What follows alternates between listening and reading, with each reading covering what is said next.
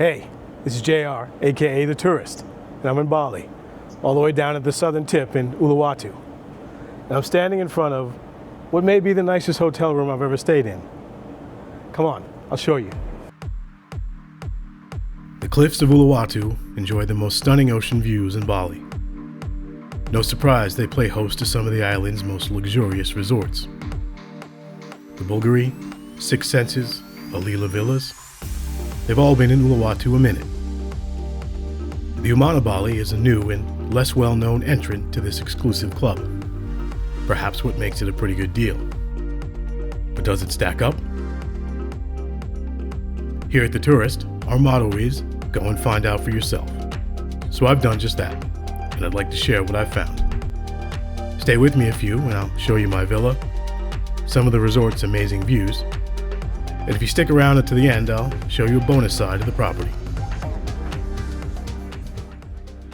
Most importantly, I'll talk about whether this is the right resort for you. But do remember, this is not a review. It's just my impression of the property.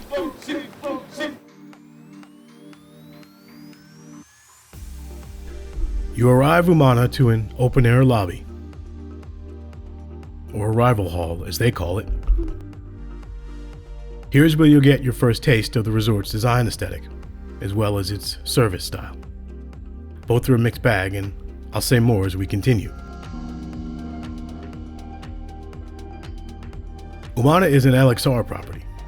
LXR Hotels and Resorts is one of Hilton Hotel's newest brands and sits among its luxury category, next to Waldorf Astoria and Conrad. Hotel brands and categories can be quite porous and ill-defined. I've stayed at the Conrad here in Bali. It's a very nice resort and a good value for your money. But it straddles the line between basic 5-star and luxury. Umana, on the other hand, I place squarely in the ultra-luxury category. The fact that it's an all-villa resort helps. And there's the service.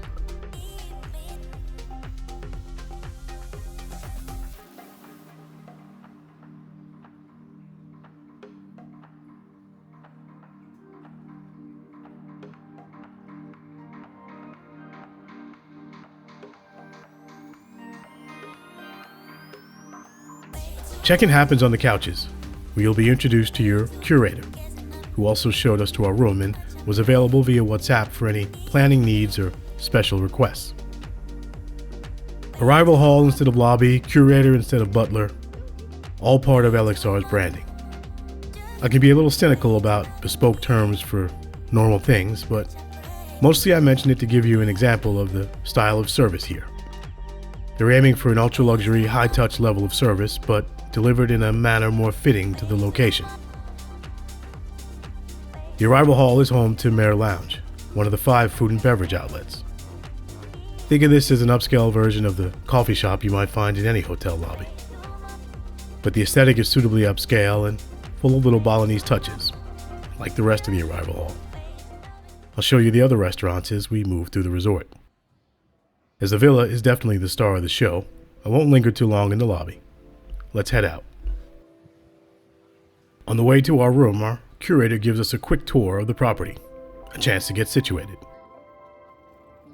But first, I'll just say our curator was both helpful and responsive over chat, although there were times it felt like I was talking to an automated response system. Umana is in Uluwatu, on the eastern side of Bali's Bukit Peninsula. That's the bit of land that sticks out on Bali's southern edge. This part of the island is fairly quiet, especially compared to what's north of here. That's Denpasar, Bali's urban core, and the Kuta to Canggu corridor, maybe the island's busiest tourist area. Uluwatu is tended towards the sleepy, but is now going through a boom. Though that's mostly happening towards the western side of Uluwatu, where you'll find the area's most popular beaches and lookout points, and the main entertainment areas.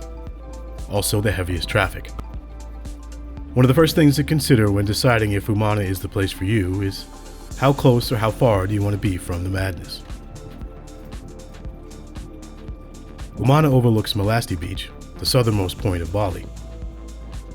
Melasti is less touristy than the beaches to the east, but every bit as stunning, as you'll see. This property originally opened in 2009 as the Banyan Tree Ungasan. I believe it also operated briefly as a Umana before closing in 2020. The resort underwent a major renovation and reopened as the Umana in 2023, the first LXR Hotels and Resorts property in Southeast Asia. Here's how LXR describes its brand: a hand-picked collection of independent and spirited luxury properties celebrating the timeless pursuit of personal adventure. Set apart by individual design, an unrivaled commitment to personal service, and elegant yet locally immersive experiences. For me, it's always interesting to compare the real-life experience of a property to the ad copy. That's the reason I started this channel, and part of why I take these trips. Actually, making this video is a little different for me. I shoot most of my videos while traveling solo, but this time I'm here on a legit family vacation. Umana is our last stop on a 10-day trip to Bali and to the island of Flores to see Komodo National Park. I don't have the opportunity or the budget to travel endlessly. Not yet. So I'm always trying to get the most out of the time and money I do have by looking past the branding and social media marketing and finding enjoyable and worthwhile experiences. If you can relate, consider subscribing to the channel. I post hotel impressions, destination guides, and more. And I'm just getting started. Join me. We'll tour the world together. The Umana is an all-villa property. There are 72 of them, each with their own pool, whirlpool tub, and separate living and dining spaces. There are 1-bedroom, 2-bedroom, and 3-bedroom villas, and with a range of views. Let's go inside and have a look. I booked a 1-bedroom garden pool villa, the entry-level category. On arrival, I was upgraded to a panoramic ocean view villa. Welcome to Villa 203. My first impressions were the continuation of the contemporary design aesthetic from the arrival hall and the sheer size of the villa. As I mentioned, Uluwatu was the last stop on our trip. We came here from Ubud, having stayed at the Koma Uma, where we also stayed in a villa. Both properties are great, and I have a Koma Uma video in the pipeline, but I mention it now because it makes for a good comparison. And here's the next question to ask yourself. What sort of feel are you after? Umana certainly has its share of Balinese touches, but unlike Koma Uma, it has a very contemporary feel. The materials, the color palette, the fixtures and finishes, none of it would be out of place in a high-end city condo.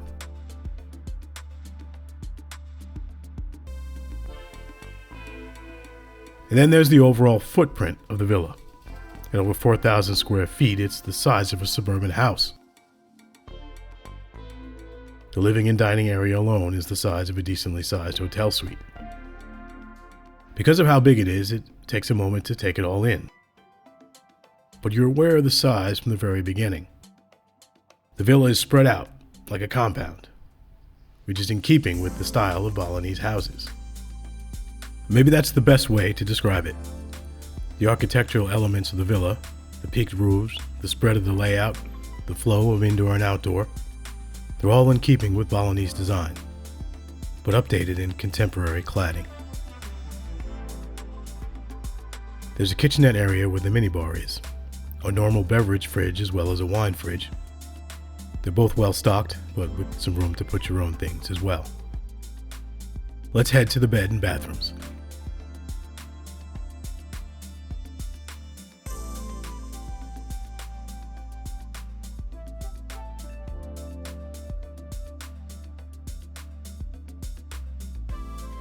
Entering the bedroom almost feels anticlimactic. Well, except for that sliding door leading straight into the pool. It's a clean, minimal look, and I'm not sure it's meant to wow you. I found some pictures from the old banyan tree, which highlight the difference. The old design was more Balinese, but also more dated. I guess that's the choice properties have to make. Of course, some manage to be both clean and contemporary while being completely of the place they're in. Umana comes close, but it definitely errs on the side of contemporary. Whether this is good or bad is up to your personal taste.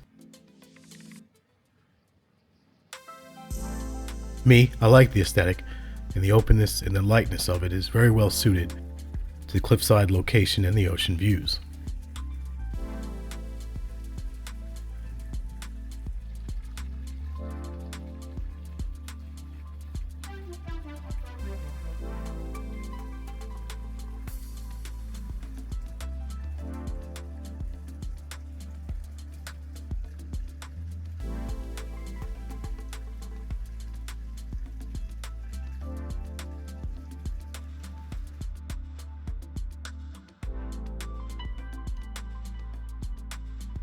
That same openness and lightness makes the bathroom a bit tricky to shoot, but functionally, I have no complaints.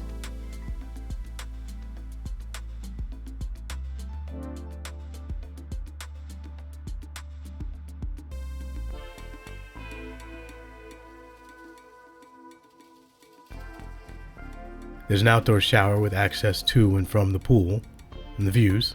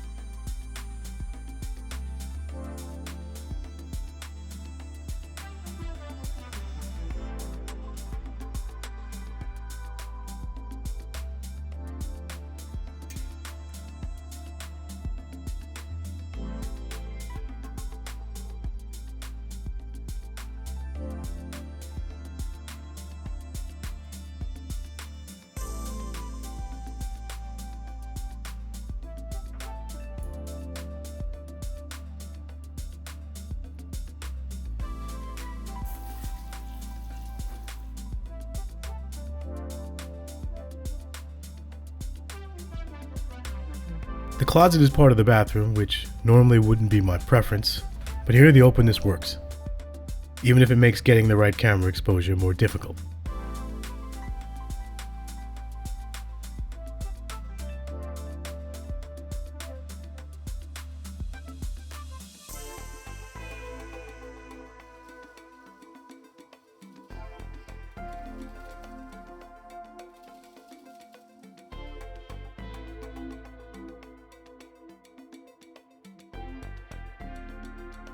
Going back to the hallway I mentioned earlier, there's a powder room, also equipped with a Toto.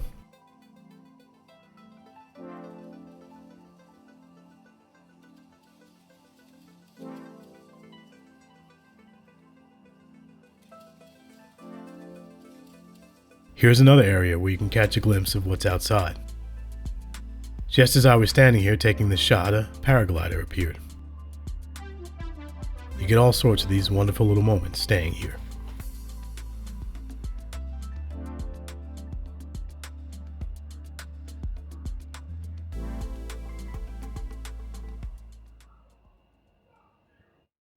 Got into the room and had a look around. I'm still taking it all in. It's a big space. There's a lot going on here. Right now I'm in the living room, I guess. I don't know what to call it, the main or not. It's the living room. And behind me there's a bit of a kitchen. Back there is the bedroom and the bathroom. Each of the spaces I'm talking about is pretty big. And then outside, I'll show you outside. It's nice. I'm taking a look at some of the reading material. Food and beverage menu, very stylish. There's a little book for the spa, which has the spa menu, explains all the treatments, price list, that kind of thing. But it's pretty substantial for a spa menu, no? This is a book. There's also this little card here. I'll read you this. Dear valued guest, we are pleased to welcome you to Umana Bali, LXR Hotels and Resorts. It's our pleasure to create a colorful and memorable experience for you. Perched 70 meters above sea level on Bali's southernmost peninsula, Umana Bali has been built and designed to integrate with the natural environment and its coastal cliff ecosystem. Our gardens feature a variety of flora and fauna indigenous to the area.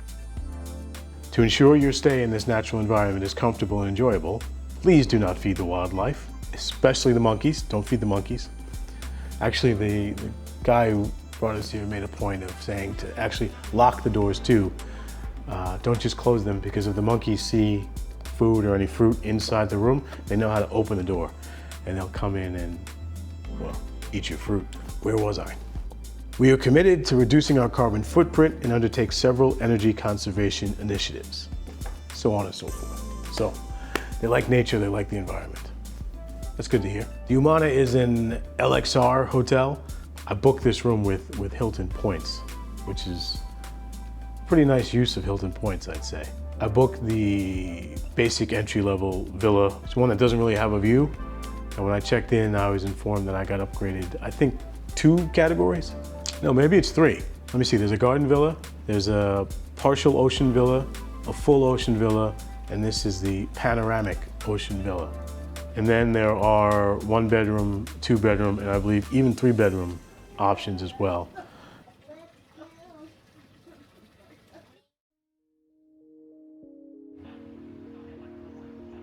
I'll be honest, this villa makes me not want to leave at all, but duty calls, so I'll drag myself out to show you the rest of the resort. We'll start with the pool. As you can imagine, it doesn't get a ton of use. Generally, the resort feels quite private. You won't see a lot of other guests during the day. I kind of assumed the place was running at low occupancy because of my upgrade, but a fair amount of people came out for breakfast. Also, the clientele seemed mostly East Asian, from mainland China and South Korea. Neither nationality is uncommon in Bali, but generally there are a few more Australians and Europeans around. This makes me think Umana is still under the radar for the Western market. And perhaps this is why this property is still a bit of a deal. I wonder how long it'll stay that way. Just over here is the pad pool bar. Like the pool, I didn't see it get a whole lot of use. I did see a few people eating here during my stay, and even grabbed an early dinner here myself one day. Overall, I was impressed with the food at Umana, but I'll say more about that at breakfast.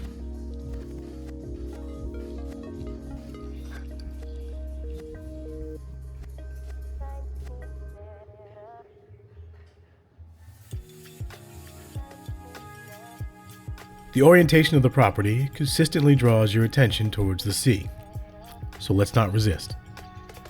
Let's head that way.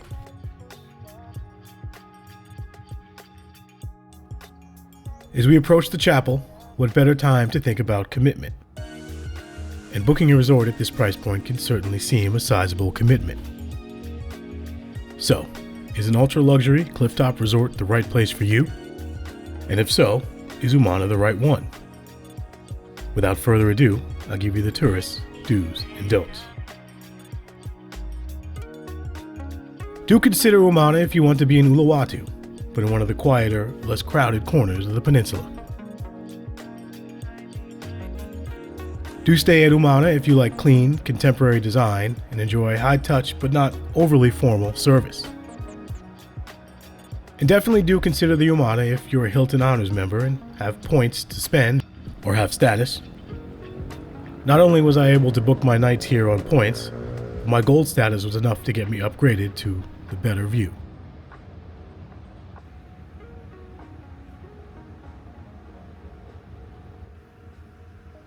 Let's head next door to Oliveira. We'll finish talking pros and cons there. Oliveira is a fine dining restaurant with a Mediterranean menu. I didn't eat here, so I can't comment on the food, but I can show you the interior and the views. I was going to post a PDF copy of the menu, but couldn't find one.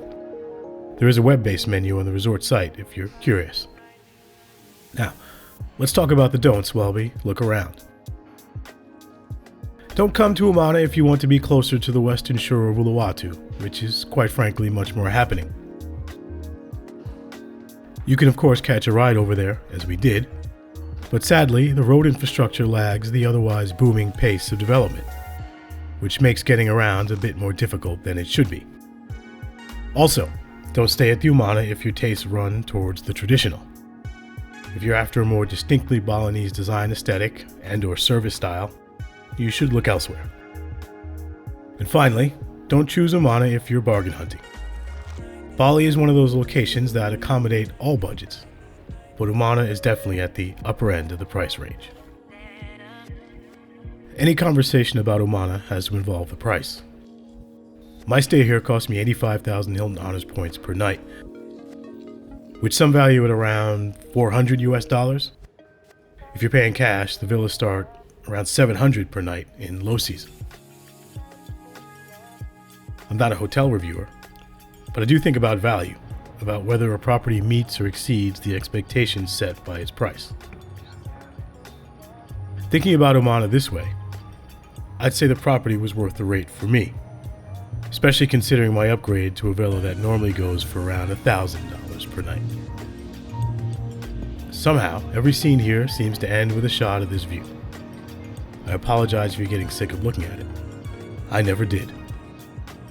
We'll pick back up in the morning with one of the best hotel breakfasts I've ever had.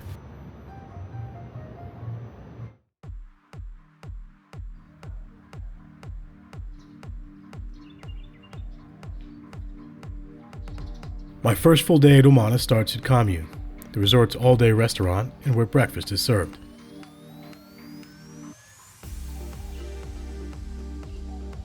I've talked about how I love a good buffet breakfast, but I've also said the all-you-can-eat a la carte breakfast might have become my new favorite.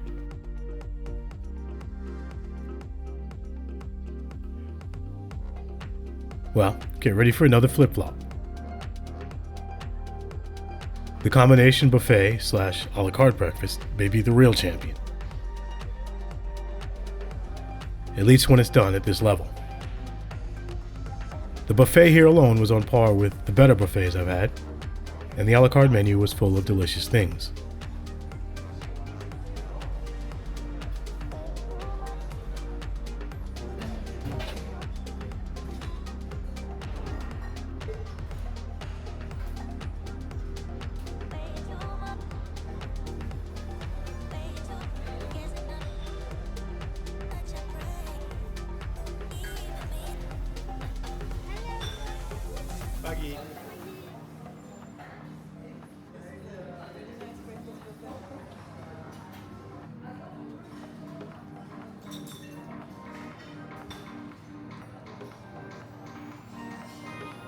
Here are a few of the dishes we tried during our stay. Keep in mind, there were 3 of us and we were here for a couple of days. Not that I couldn't have done a good deal of damage on my own.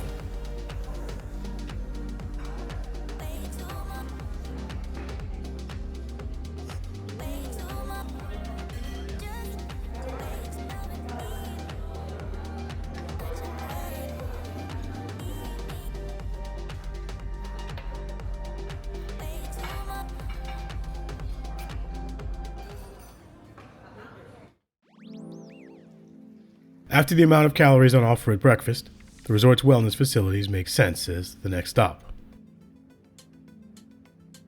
I'll take this chance to say more about the service. As I said, Umana tries for a Balinese version of high-touch personalized service, which they accomplish for the most part. The staff was always warm, dressed us by name, and offered us rides whenever they saw us walking anywhere. Overall, great service. However, there were a few moments when it seemed a little too practiced, try hard. Breakfast was one of those times where we could have used slightly less attention from the staff. The point here is not to nitpick. Getting the service well calibrated is one of the hardest parts of managing a property. I just note this as an area where the Umana is very good, but where there is room for improvement. The Loma Spa is downstairs on the back side of the arrival hall. As I had no spa treatments, I can't comment. But I will mention there is a sauna and steam room available for use. I do wish I'd gotten a massage here. I got maybe the best massage I've ever had at the Como Uma, and it would have been nice to compare. The gym is impressive, a good mix of equipment and plenty of space. I guess one criticism is that they could have fit more equipment in all that space. That said, there was no one else here. I'm not sure how wellness focused this resort is. For example, my wife took a yoga class and was not particularly impressed. My sense is here the focus is on high-end, relaxing getaways over health and wellness focus you might find in other areas of the island. If you're coming here, it's likely to be near the beach and enjoy the ocean views. With that in mind, let's conclude our look around down by the water.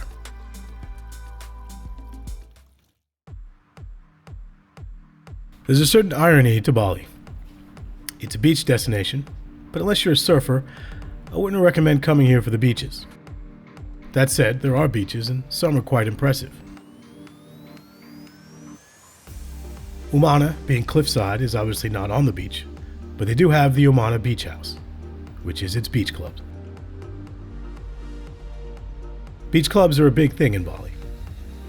A place for people staying in smaller hotels or private villas to enjoy the resort atmosphere and do a bit of partying.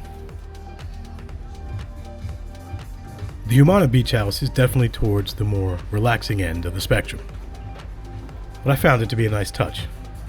A way of going out without really going out. Like if you feel the need to get away from your villa but don't want to make the drive west, the beach house is the perfect place to grab a bite and have a drink.